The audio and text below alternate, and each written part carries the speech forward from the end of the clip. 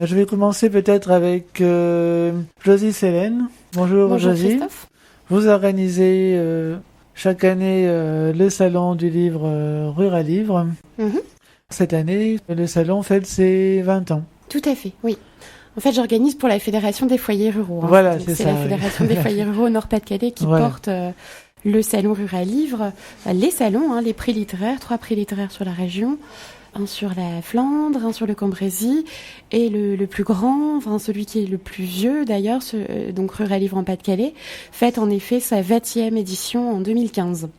Donc c'est Fruges, donc c'est organisé par la Fédération des foyers ruraux du Nord-Pas-de-Calais. Oui. Donc quelles sont ces En missions? partenariat avec divers partenaires, comme la médiathèque départementale, la librairie au pied de la lettre, qui est un de nos partenaires aussi privilégiés. Donc Céline est ici avec nous aujourd'hui. D'ailleurs, coucou Céline, je pense que tu pourrais parler aussi de ton expérience sur le salon, qui est assez impressionnante quand on voit tous ces jeunes arriver sur le salon à Fruges. Donc voilà, après, je ne sais pas ce que tu veux que je précise. Peut-être préciser, rappeler, on le reprécise à chaque fois, mais donner un peu les missions de la fédération. D'accord. Donc la fédération, c'est une fédération d'éducation populaire dont le but principal est d'amener la culture en milieu rural. Nous avons aussi des associations adhérentes, une centaine d'associations sur la région. Mmh. Donc nous aidons ces associations à mettre en place des projets culturels ou d'ailleurs sportifs, puisque j'ai aussi des collègues sportifs. C'est un mouvement qui appartient aussi à un mouvement national.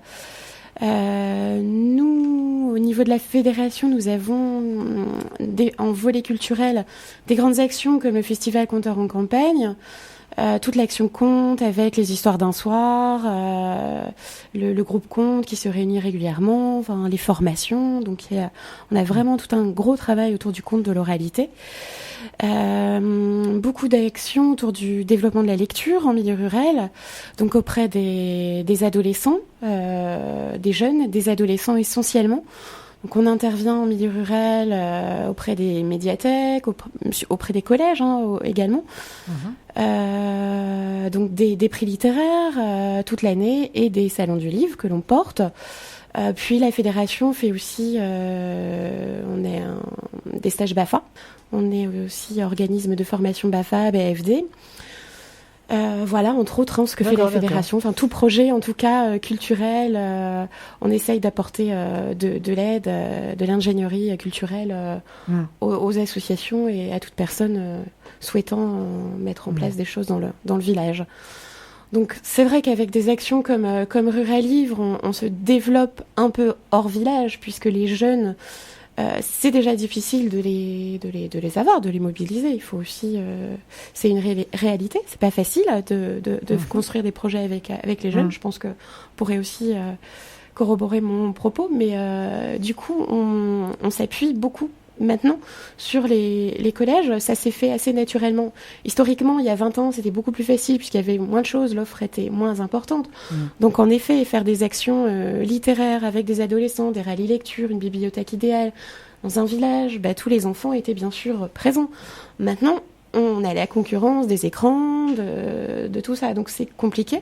Les bénévoles sont aussi moins nombreux, donc on travaille beaucoup plus avec les collèges. Et là, nous avons un soutien, une adhésion très importante des documentalistes, des enseignants, qui en effet sont quelque part les messagers, les animateurs de Ruralivre au quotidien. Et c'est vrai que sans ces personnes-là, le prix n'aurait pu se développer autant et ne pourrait plus... Ruralivre, donc c'est un prix, c'est les grignoteurs et les dévoreurs. Oui. Et puis un salon qui maintenant se déroule dans trois lieux différents. Donc on le disait tout à l'heure.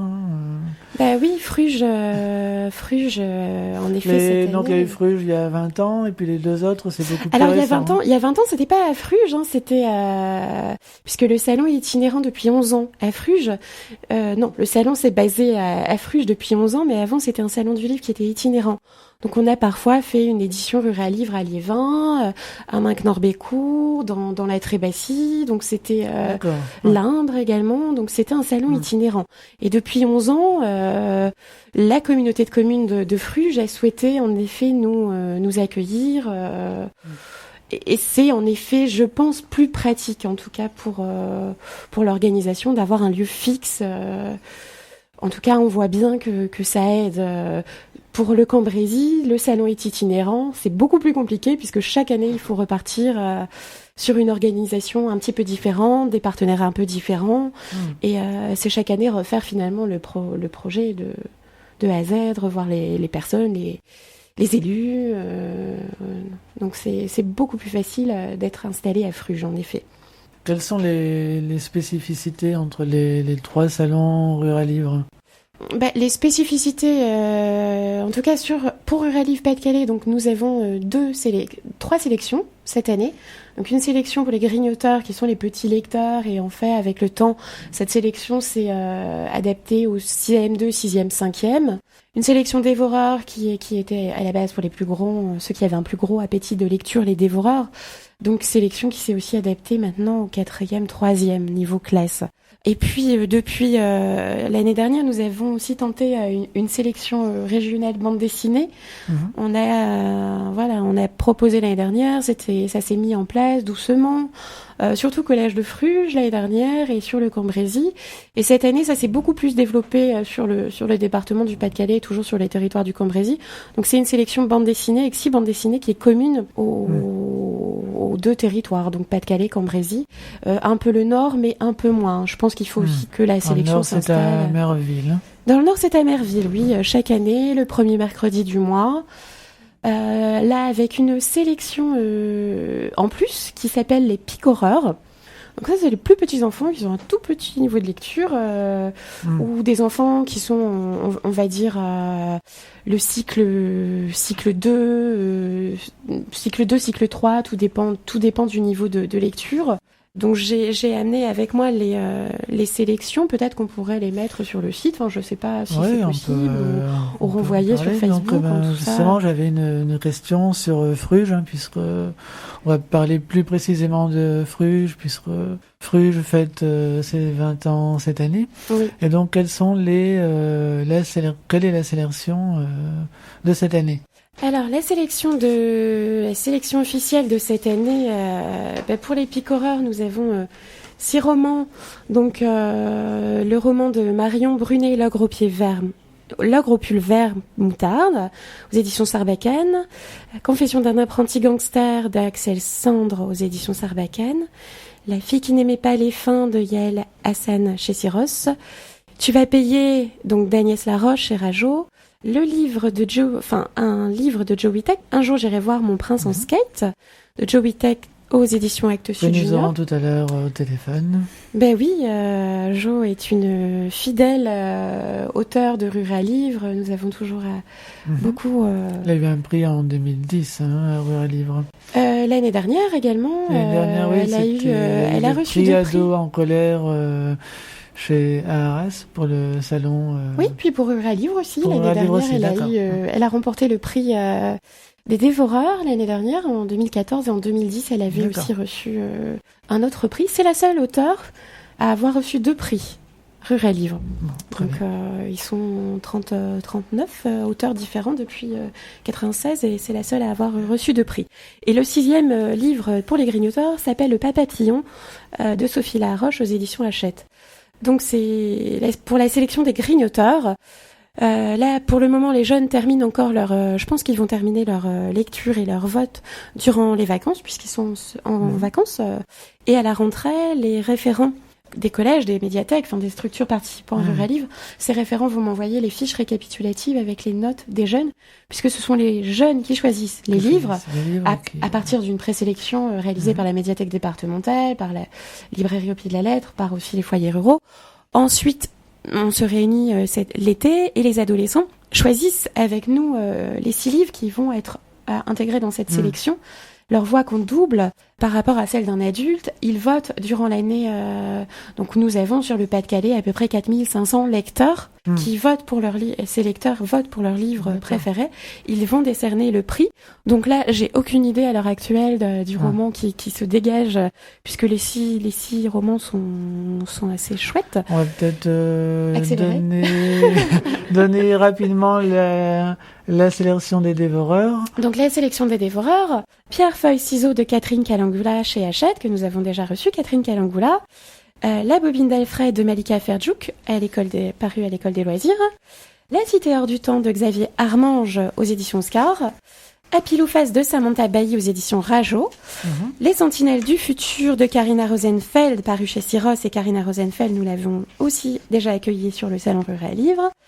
Et ensuite, le jour où on a abandonné le soldat Bottillon d'Hervé Giraud aux éditions Thierry Magnier. Voilà pour les 6 livres dévoreurs. Puis après, il y a aussi les 6 livres bande dessinée, mais peut-être qu'on peut faire aussi des renvois sur le site de la Fédération des foyers ruraux. On mettra toutes les informations sur la page Facebook www.facebook.com/la vie des livres 62. Parce que si tu me donnes la parole, en effet, j'ai la réputation d'être bavarde. Peut-être si on peut donner quelques infos supplémentaires pour les 20 ans de Rural Livre, les animations peut-être. Oui, alors. S'il y a des choses déjà qu'on peut annoncer. Alors, on peut annoncer en effet deux temps. Donc les dates. Je pense que finalement, on les a même pas citées encore. Donc, les 19 et 20 mai 2015. Voilà, c'est vrai. Tout à fait. Donc, 19 et 20 mai 2015 à Fruges, 20e édition Rural Livre en Pas-de-Calais. Donc, on a envie de faire la fête, pour le livre, de célébrer le livre jeunesse, les dessins, les crayons. Enfin, vraiment faire une fête autour du livre.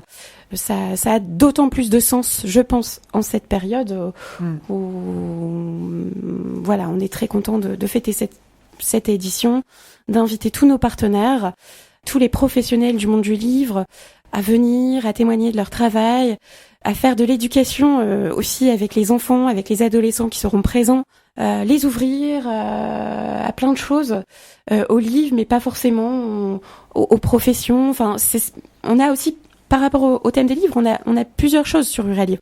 On a un salon du livre, on a des rencontres avec les auteurs, des séances littéraires, lecture à voix haute, contes, et on a aussi des ateliers thématiques en fonction des thèmes des livres.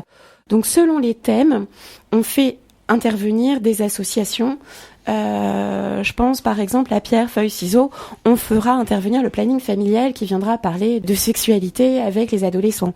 Enfin plein de choses comme ça. On essaye aussi de faire découvrir des pratiques artistiques, des métiers et d'apporter des informations aux jeunes, puisque le livre c'est un moyen de faire connaître d'autres choses et surtout de faire de l'éducation populaire toute l'année et en temps fort sur ce salon du Rural Livre. Et puis pour le 20e anniversaire, donc nous avons en effet le mardi 19 mai, donc à partir de 18h30, là on vous invite à nous rejoindre pour faire la petite célébration, enfin un petit cocktail Rural Livre où en fait on fera plein de choses. On aura un cocktail ginatoire, enfin ça c'est pour la touche festive, avec, figurez-vous, un spécialiste de la littérature jeunesse qui s'appelle Monsieur Jean-Paul Gourevitch, qui est un universitaire.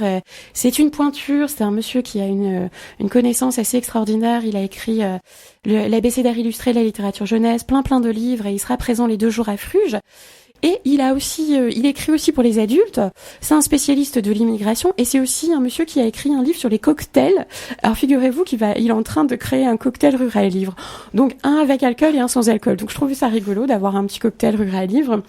Et puis nous aurons aussi des spectacles, à peu près trois spectacles, un pour les jeunes à partir de 6 ans. Donc là c'est Tony Havard, conteur, qui fera un tour de conte. Enfin il a un spectacle adapté aux enfants à partir de 6 ans. Nous aurons également un spectacle de science-fiction. Donc là c'est Manuela Yapas et Fabien Delorme qui seront présents à Fruges et qui feront un spectacle à 19h30 qui s'appelle Le Voyageur et Stanley, donc un spectacle de science-fiction. Et aussi des lectures, des premiers livres, et notamment du premier livre qui a reçu le prix en 96. Donc c'est Gudule qui avait reçu le prix en 96 avec un livre extraordinaire qui s'appelle La vie à reculons. Donc en 96, c'était un livre qui traitait du sida, de l'homosexualité, Donc un livre assez dur, assez poignant, qui a rencontré un succès extraordinaire. Donc nous faisons tout pour recevoir Gudule, et là, a priori, Éric Pintus ferait des lectures de ce livre, voire d'autres livres. Pour le moment, on affine encore, hein. Il nous reste 3 mois, donc c'est assez, c'est assez intense en ce moment, et donc on essaye de concocter un programme assez fort. Mais en tout cas, on est en avance, on a nos invitations, nos affiches.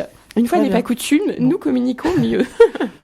Retrouvez toutes les informations sur les prix et les salons Rural Livre sur le site internet des foyers ruraux www.foyersruraux au pluriel 5962.fr.